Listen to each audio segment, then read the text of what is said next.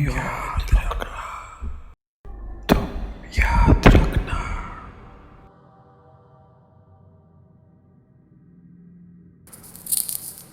तबरेज़ खुदा का शुक्र मना रहा था। तालियों की गड़गड़ाहट और सेल्फी लेने वालों की कतार देखकर उसकी आंखें खुशी से छलक उठी थी। घर से निकलने से पहले अम्मी ने उसे गले लगाकर जाने कितनी दुआएं दी थी। ख़ानदान का नाम रोशन कर दिया मेरे तबरेज़ ने। ऐसा होनहार तो चिराग लेकर ढूंढने से भी ना मिलेगा। सब उस अल्लाह का फ़ज़ल है। आज तेरे अब्बा होते तो कहते कहते अम्मी फफक फफक कर रो पड़ी। अरे अम्मी क्यों परेशान होती हो, अल्लाह अब्बू को जन्नत नसीब करे, ये उन्हीं की दुआओं का फल है। आज तेरे बेटे की लिखी 5वीं किताब छपी है। और तू चिंता मत कर, हम कल ही अजमेर शरीफ जाकर चादर चढ़ाएंगे। तुम तैयार रहना, हम सवेरे जल्दी निकलेंगे। और अम्मी ने मेरा माथा चूम लिया था। ये फैंस का प्यार ही तो आगे बढ़ने की प्रेरणा देता है। एक के बाद एक नए चेहरे, कितनी इज्जत, कितनी मोहब्बत। पर अगर वो वाक़या मेरी ज़िंदगी में ना पेश आया होता तो मैं शायद आज इस सब का हकदार ना होता। बड़ा आदमी बनने की हसरत किसकी नहीं होती, पर अल्लाह शायद कुछ गिने चुनों को ही ये मौका देता है। याद है मुझे वो शाम जब मैं अपनी तीसरी किताब के रिजेक्ट हो जाने के बाद बहादुर शाह ज़फ़र रोड पर टहल रहा था। शाम बेमानी सी हो चुकी थी। कॉलेज पूरा होने के बाद बाकी सब की तरह ना तो मैंने सरकारी नौकरी का फॉर्म भरा था और ना ही मैंने किसी पब्लिशिंग हाउस की नौकरी ली थी। मेरे जिगरी दोस्त साहिल के कहने पर भी मैं नहीं माना था। कहीं ना कहीं नौकरी ले लेना ज़रूरी था, क्योंकि आपा के लिए रिश्ते आने लगे थे। पर घर के हालात देखते हुए आपा किसी न किसी बहाने से न कर ही देती थी। अम्मी झल्लाते हुए कहती, जाने निगोड़ी की पसंद का लड़का परवरदिगार ने बनाया है या नहीं। पर अम्मी सब जानती थी। आपा की आंखें नम हो जाती, पर वो कुछ कहती नहीं थी। मैं आपा के पास जाता और उन्हें दिलासा देने के लिए कहता कि देखना आपा, एक दिन ऐसा शानदार रिश्ता आएगा तुम्हें।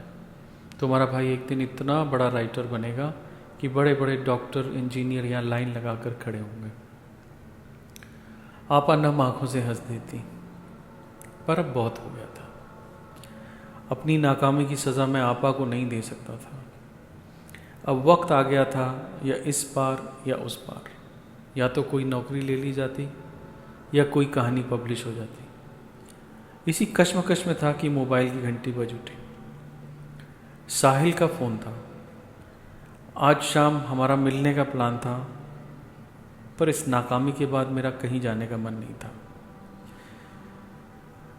फिर भी मन महसूस कर मैंने साहिल से बात की और उसके ज़ोर देने पर यह तय हुआ कि हम वहीं बहादुर शाह ज़फ़र मार्ग पर ही मुलाकात करेंगे। ढलती शाम के साथ बसों और गाड़ियों की झिलमिलाती बत्तियों को मैं देख रहा था। अगर जेब और पेट भरे हों तो यही शाम कितनी सुहानी लगती है। मेरी नाकामी मुझे चाह कर भी उस पल का लुत्फ़ उठाने नहीं दे रही थी। दिल रह रह के यही दुआ कर रहा था कि काश कोई रास्ता निकले और ये दिन फिर जाए।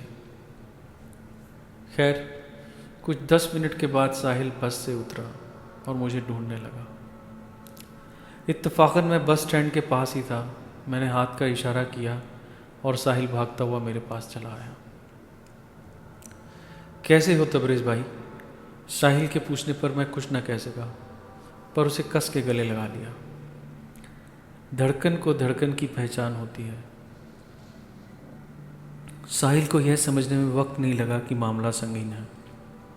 साहिल ने ज़्यादा कुछ नहीं कहा और धीरे धीरे टहलते हुए हम फिरोज शाह कोटला के पास बड़े बाग की ओर चल दिए। शाम का अंधेरा कुछ गहरा हो चला था और साहिल का चेहरा भी कुछ संजीदा हो गया था। आखिर एक बेंच पर बैठे तो वो मेरे कंधे पर हाथ रखकर बोला, बहुत परेशान लगती हो मियाँ। आज तो तुम्हारी पब्लिशर से मीटिंग थी ना, क्या हुआ? मैंने धीरे से इनकार में सर हिला दिया। साहिल ने मेरे हाथ पर हाथ रखकर दिलासा दिया और बोला, तबरेज़ जानते हो, यहाँ इस पार्क के पीछे एक दरगाह है जहाँ सुना है दुआएं कबूल होती हैं। मैंने हैरान निगाहों से उसे देखा। वो बोला, इसे जिन्नों की दरगाह कहा जाता है तबरेज़। मैंने इसके बारे में काफ़ी सुना है।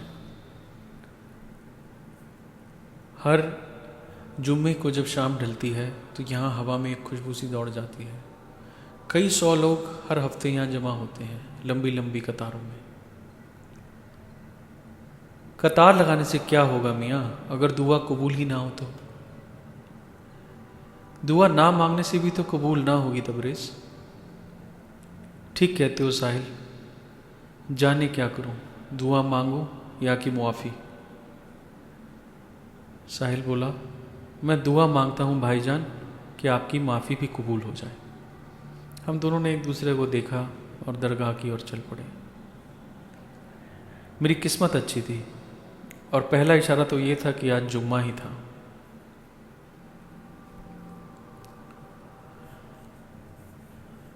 खाना बदोश सब हैं इस राह में, मगर कोई जानता है ये, कोई जानता नहीं। ना चाह के भी मेरी नज़र उस आवाज़ की ओर जा पड़ी। एक फ़कीर बैठा था। जाने कौन सी रूह कहाँ कैसे ऊपर वाले का पैगाम दे जाए। मैं रुक गया। आपने कुछ कहा हज़रत? मैंने हैरानी भरी निगाहों से उसकी ओर देखा। कहाँ जा रहे हो तबरेज़? उसने नीचे मिट्टी में कुछ लकीरें खींचते हुए पूछा। इससे पहले मैं कुछ कहता, फ़कीर फिर बोला, जा लौट जा कि मंजिलें हैं पास यूं तेरे, पत्तों में घुल गया है हरा रंग जो हर दरख्त। मैं चाह कर भी हिल नहीं पा रहा था। वह फ़कीर उठा, उसने मेरे सर पर हाथ रखा और बोला, है बात ये सही, नहीं इसमें है कुछ गलत, होगा तू अर्श पर यूं ज्यों तारा-ए फलक।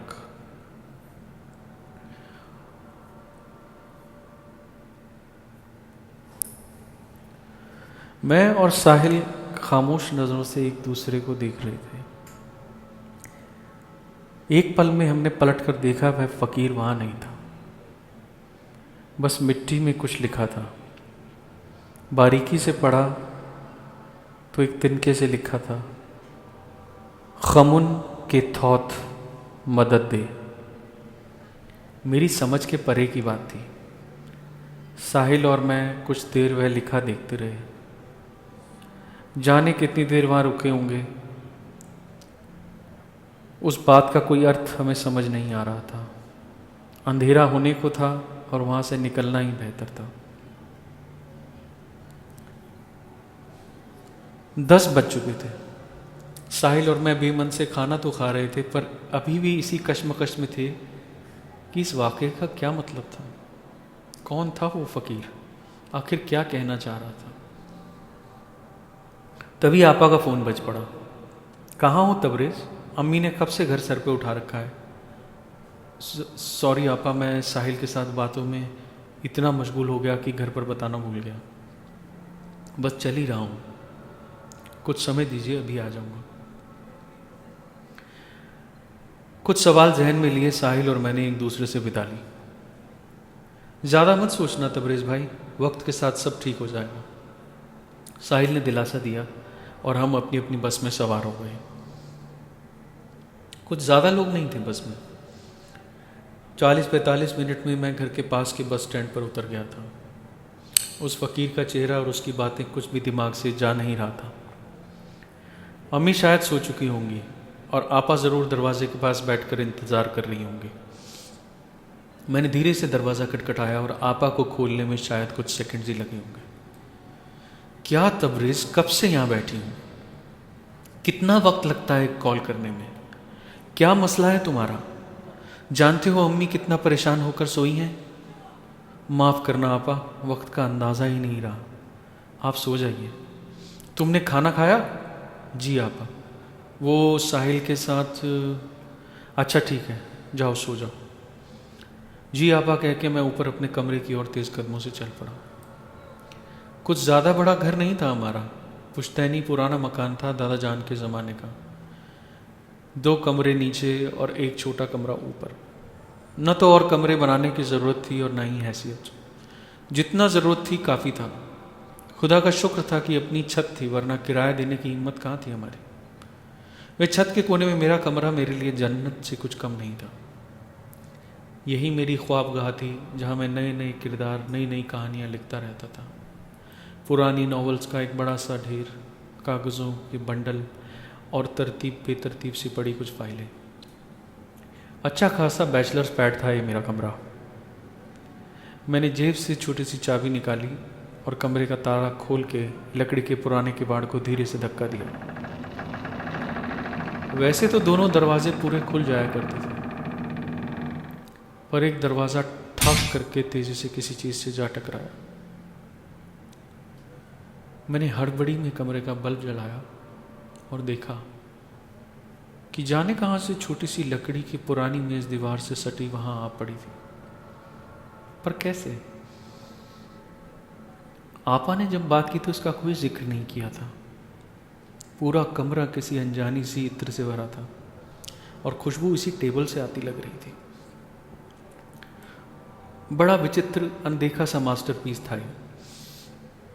लकड़ी के शानदार पाए, जिस पर आइबिस, कुछ बगुले जैसा पक्षी, उकेरा हुआ था। इजिप्ट की खूबसूरत नक्काशी का शानदार करिश्मा था ये। लंबी नीचे की ओर मुड़ती चोंच, छोटी पर गहरी नीली क्रिस्टल जैसी रहस्यमयी आंखें कमरे की मंद रोशनी में खूब चमक रही थी। बड़ी सी सुराहीदार जामुनी गर्दन, सुनहरे गड़े हुए पंख और सामने रखा हुआ छोटा सा सुनहरा बर्तन जैसे किसी परिंदे के पानी पीने के लिए रखा जाता है। देखने में ऐसा लग रहा था जैसे अभी ये गर्दन झुकाएंगे और इस बर्तन से पानी पिएंगे। एकदम सजीव और सजग आइबिस जैसे अभी हिलने डुलने लगेंगे। मेज में 3 दराजें थीं, उन पर भी आइबिस के मुख वाले सुनहरे हैंडल लगे थे। ठीक से मालूम नहीं, पर नक्काशी कुछ ऐसी कि बता पाना मुश्किल था कि कितनी सदियों पुरानी होगी। मेज के ऊपर एक बलिष्ठ आदमी के शरीर के साथ आइबिस का चेहरा लगा था। गहरी चमकती आंखें, गहरे नीले रंग के स्कार्फ से ढका सर और बड़ा सा शानदार सुनहरा ताज जिस पर बारीकी से सांप बनाए गए थे। वह आकृति एक बड़े सुनहरे तख्त पर बैठी शून्य में कहीं देख रही थी। साथ ही एक लेबल लगा था जिस पर लिखा था, थॉथ देवता की देन। थॉथ देव, जिनकी कृपा से मूर्ख बुद्धिमान बने, इस दुनिया की अनजानों की दुनिया में पहचान बने। गहरा सन्नाटा। बाहर हवा कुछ सर्द हो गई थी। अभी अभी इस सन्नाटे में मुझे जाने कितने एहसास एक साथ हुए। वॉल क्लॉक की टिक टिक मेरे दिल की धड़कन की तरह साफ सुनाई दे रही थी। कमरे में वह इत्र की महक और गहरी हो गई थी। मैं थककर चारपाई पर बैठ गया और पास रखी पानी की बोतल एक ही झटके में खाली कर दी। मैंने चेंज किया और थोड़ी देर छत पर टहलने को आ गया। रात का सन्नाटा और ठंडी हवा शायद दिमाग को थोड़ा आराम दे जाए। मौसम हल्का बारिश का हो गया था। ठंडी हवा, गहरा नीला आसमान और रहस्यमयी सा वातावरण। अपने घर की छत पर होके भी मुझे लग रहा था मैं कहीं अनजानी जगह पर हूँ। मेरे घर के साथ ही एक बड़ा सा पार्क था। एक समय बड़ी अच्छी स्थिति में था, पर आज ज़्यादा रख रखाव ना होने की वजह से कुछ झाड़ झंखाड़ उग गए थे। पर अभी भी रात में उसकी वजह से अच्छी खासी ठंडक बनी रहती थी। इस हालात में ज़्यादा लोग इस तरफ आते नहीं थे। रात गहरा गई थी। मैंने घड़ी देखी, लगभग 2 बज चुके थे। चरप चरप चरप की आवाज़ ने मेरा ध्यान खींच लिया। ऐसे लगा जैसे नीचे घास पर कोई चल रहा है।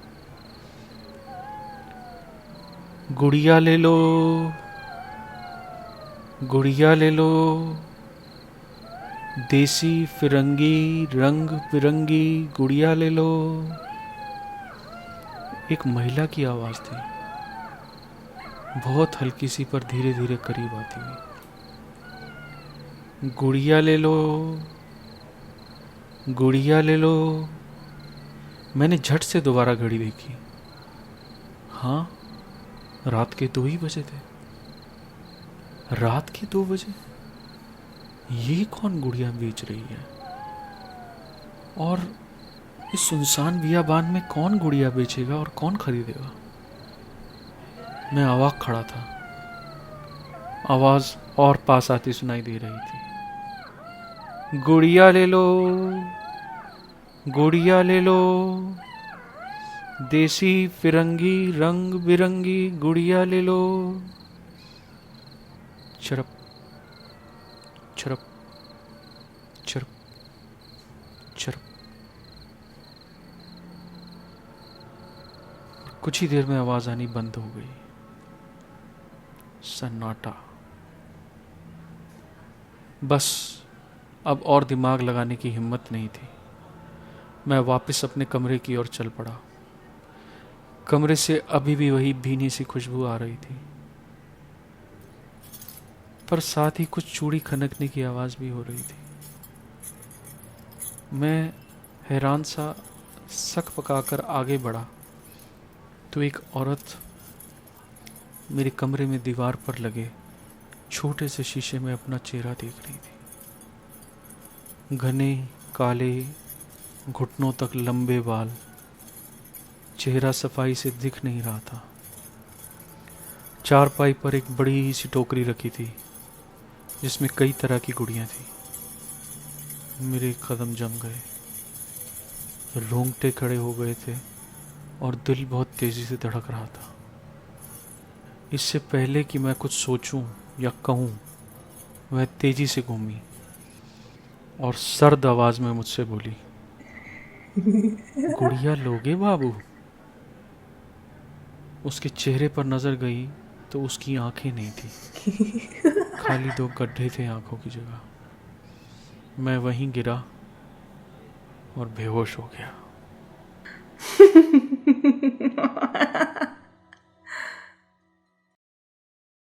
तुम याद रखना।